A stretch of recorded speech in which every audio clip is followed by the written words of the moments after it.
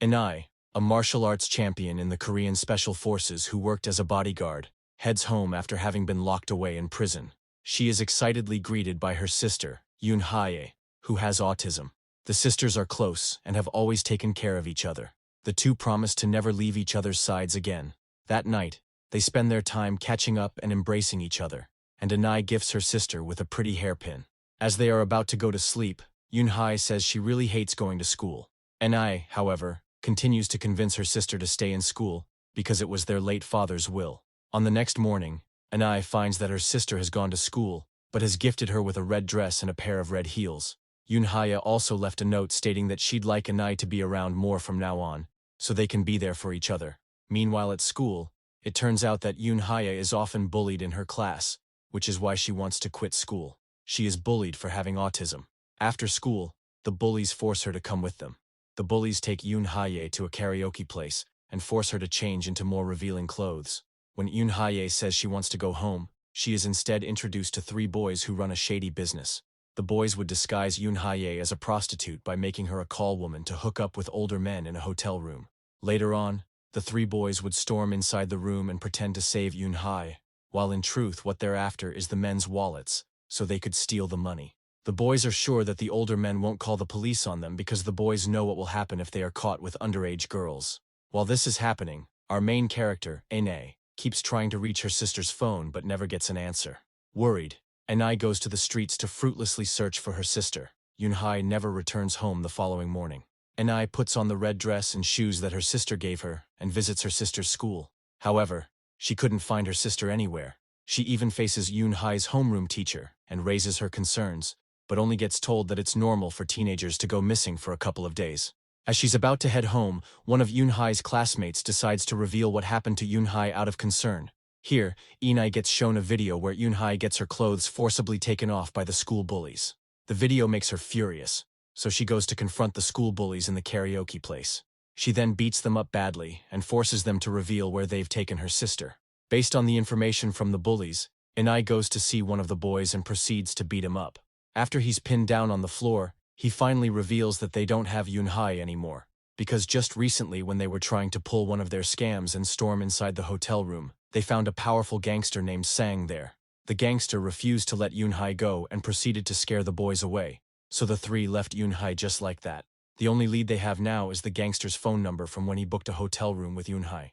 Inai repeatedly tries calling the number, but doesn't hear an answer. She also tries reporting this to the police, but they seem to quickly dismiss her by asking if her sister has just run away. Hearing how hard and time-consuming it is to prove that her sister was kidnapped makes her decide to take matters into her own hands.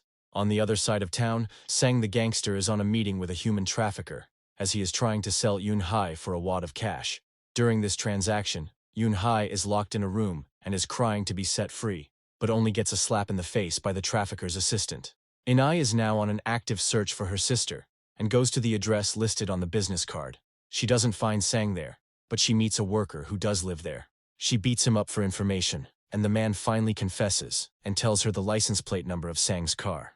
After that, Inai leaves with the worker's car keys and a stun gun. At the same time, the human trafficker finishes his transaction and goes to see Yoon Hae to force himself on her. On the process, Yoon Hae bites him until he bleeds. Back to Inai, after obtaining more information, she goes to the parking lot where the gangster parks his car and waits until he shows up. Sometime later, Sang shows up and enters his car. Inai then follows the vehicle and calls his cell phone to ask where Yoon Hae is. When the gangster refuses to answer, Inai waits until they come to a fairly quiet street and rams into his car.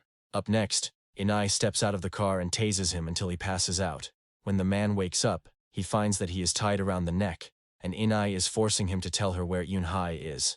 In the end, Sang had no choice but to do what she asked and drive. The more that he refuses to answer, the more that she chokes him, causing him to lose control over his vehicle and crashes by the side of the road.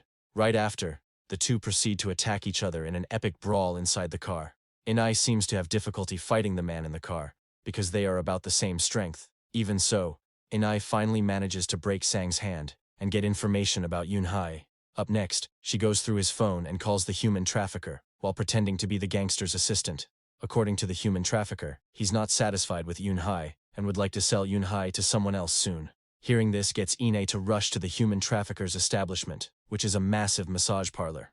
After seeing the receptionist wearing Yunhai's hairpin, she immediately attacks her and demands an audience with the human trafficker. But unfortunately, the human trafficker has already sold Yunhai to someone else, infuriating Ine and prompting her to attack. The two proceed to fight, and Ine shows him what she can do. The human trafficker moves to stab her in the gut, but luckily misses. The two end up fighting on the ground. She chokes him with her thighs until he gives up and reveals who he sold Yunhai to. Here, the assistant reveals that Yunhai had called her home before being taken away. But because no one picks up, Yunhai finally calls someone else in a mini-mart to get help. However, they decide to sell her to a client with the codename Lucky Supermarket, and a man in a suit came to pick her up. After getting the phone number of Lucky Supermarket, Ine immediately traces the location and rushes there. At the same time, Yunhai is inside the car, getting driven by a man in the suit, who henceforth we shall refer to as Youngwoo. On the way, Youngwoo stops to pick up some food at a gas station, thinking that Yunhai is sleeping. Yunhai then quickly takes the opportunity to escape and climbs inside a public bus. Unfortunately, as the bus starts going, Youngwoo stops it and demands to be let inside. He announces that Yunhai is his mentally ill sister and successfully drags her out of the bus. She begs for him to let her go, but despite feeling sorry for her, he still shoves her inside the car and takes her away. Back to Ine, she's back on the road when the gangster starts yelling at her from inside the trunk, demanding to be let go. Sick of his cries, she exits the car to ask him some more questions before crushing the gangster's hand. She then proceeds to thrash the car around until the trunk door opens and he falls out. Afterwards, she drives away, leaving him alone. Ine comes to the mini-mart that Yunhai called and meets the old man who owns the mini-mart. In a shocking turn of events, the old man accidentally reveals to her that he used to sexually violate Yunhai during the time Ine was in prison. Ine becomes furious at this, and with tears in her eyes, she immediately beats up the old man. Even worse, the old man wasn't alone on that. After Ine tortures and severs his fingers, he confesses that he and a couple friends of his used to take turns violating Yunhai. This prompts Ine to pay each man a visit and beat them all up. First of all, she goes to a photographer's studio and discovers her sister's picture there.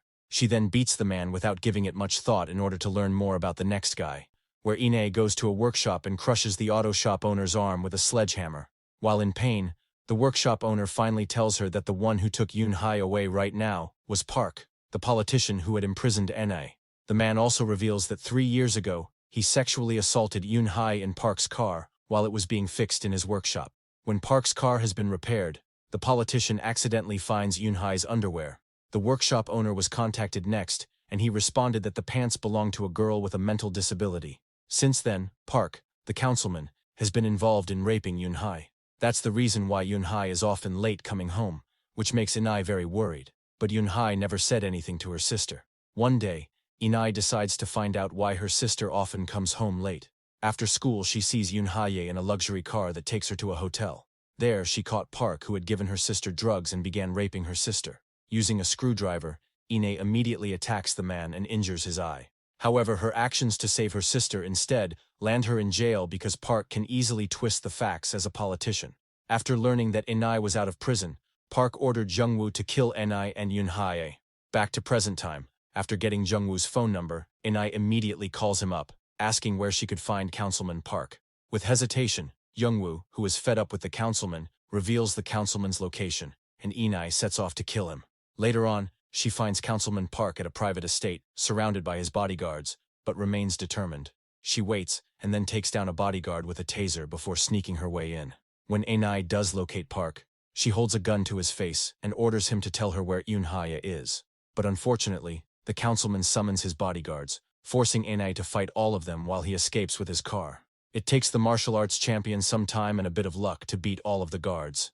After defeating all the guards, she climbs back inside her car and catches up to the Councilman Park. She rams her car against his amidst all the traffic, and eventually picking up a gun to shoot him when they're adjacent with each other.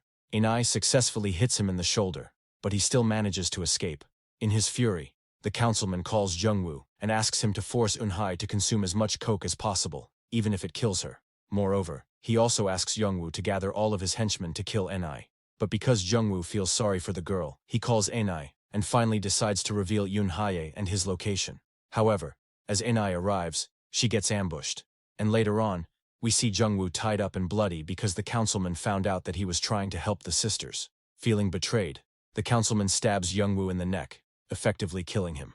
On the other side of the story, we learn that Enai survives the ambush and is cleaning herself up in a public restroom.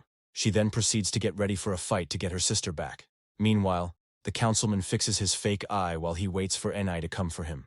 Later, just as they are about to bury Jungwoo's body, Enai makes her entrance by ramming into the councilman and his henchmen with her car.